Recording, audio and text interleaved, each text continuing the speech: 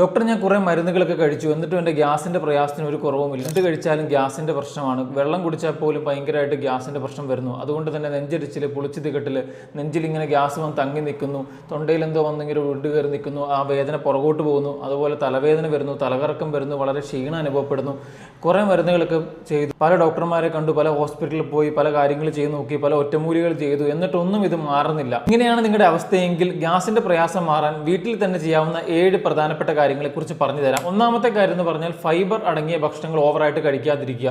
നമുക്കറിയാം, നാരടങ്ങിയ ഭക്ഷണങ്ങൾ നമ്മുടെ ദഹനത്തിനും മലബന്ധം വരാതെയൊക്കെ നമ്മളെ സൂക്ഷിക്കുന്നതിന് നല്ലതാണ്. പക്ഷേ ഒരു പരിധി വിട്ട് കഴിക്കുകയാണെങ്കിൽ നമുക്ക് ദിവസം ഒരു 25 തൊട്ട് 30 ഗ്രാം വരെ ഫൈബർ ശരീരത്തിന് മതി.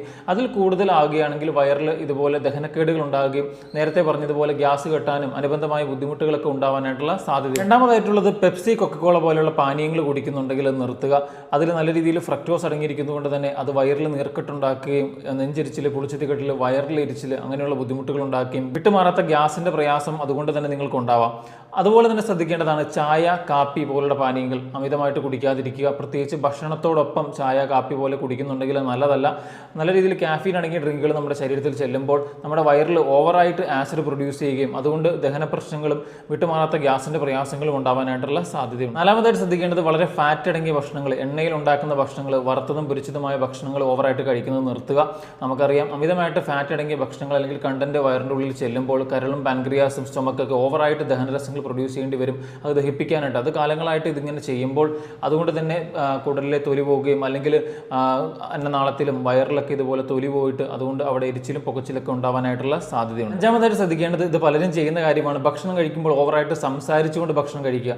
നമ്മൾ ഭക്ഷണം കഴിച്ചുകൊണ്ടിരിക്കുമ്പോൾ സംസാരിക്കുമ്പോൾ എയർ കൂടുതൽ ഉള്ളിലേക്ക് പോകാനും അത് ഇതുപോലെ വയറ് വീർത്തിരിക്കാനും പ്രത്യേകിച്ച് വയറിൻ്റെ മേൽഭാഗം ഇതുപോലെ വീർത്ത് വരുവാനും അത് പിന്നത്തേതിൽ നെഞ്ചിലേക്ക് ഗ്യാസ് കയറാനും നെഞ്ചത്ത് വന്ന് ഇതുപോലെ ഗ്യാസ് കെട്ടി നിൽക്കുന്ന ഒരു ഫീലിംഗ് ഉണ്ടാക്കാനും സാധ്യതയുണ്ട്. അതുകൊണ്ട് തന്നെ ഭക്ഷണം കഴിക്കുമ്പോൾ വളരെ സാവധാനത്തിലും അധികം സംസാരിക്കാതെ ഭക്ഷണം കഴിക്കാനായിട്ട് ശ്രമിക്കുക. ആറാമതായിട്ട് ശ്രദ്ധിക്കേണ്ടത്, ഭക്ഷണം കഴിച്ച് ഉടനെ തന്നെ വ്യായാമം ചെയ്യുന്ന ശീലമുണ്ടെങ്കിൽ അത് ചെയ്യരുത്. പ്രത്യേകിച്ച് വർക്കൗട്ട് അല്ലെങ്കിൽ കഠിനമായിട്ടുള്ള എന്തെങ്കിലും ഭാരപ്പെട്ട ജോലികൾ ഭക്ഷണം കഴിച്ച് ഉടനെ തന്നെ ചെയ്യരുത്.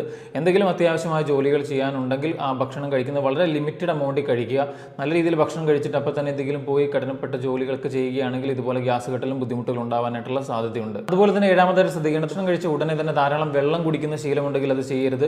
നമുക്ക് ഭക്ഷണം കഴിച്ച ഉടനെ ഒരു 1/2 ഗ്ലാസ് വെള്ളമൊക്കെ കുടിക്കാം. 1-2 ഗ്ലാസ് വെള്ളം കുടിക്കുമെങ്കിൽ മിനിമം അരമണിക്കൂർ കഴിഞ്ഞിട്ട് കുടിക്കാനായിട്ട് ശ്രമിക്കുക. അതുകൊണ്ട് തന്നെ ഞാൻ ഈ പറഞ്ഞ 7 കാര്യങ്ങൾ ശ്രദ്ധിക്കുകയാണെങ്കിൽ നിങ്ങൾക്ക് വിട്ടുമാറാത്ത ഗ്യാസിൻ്റെ പ്രയാസങ്ങളൊക്കെ നല്ല രീതിയിൽ കുറച്ചെടുക്കാൻ നിങ്ങളെ സഹായിക്കും. അതുകൊണ്ട് തന്നെ നിങ്ങൾക്ക് ഇത് ഉപകാരപ്പെട്ടെങ്കിൽ മറ്റുള്ളവരിലേക്ക് ഷെയർ ചെയ്യാനായിട്ടും ശ്രമിക്കുക.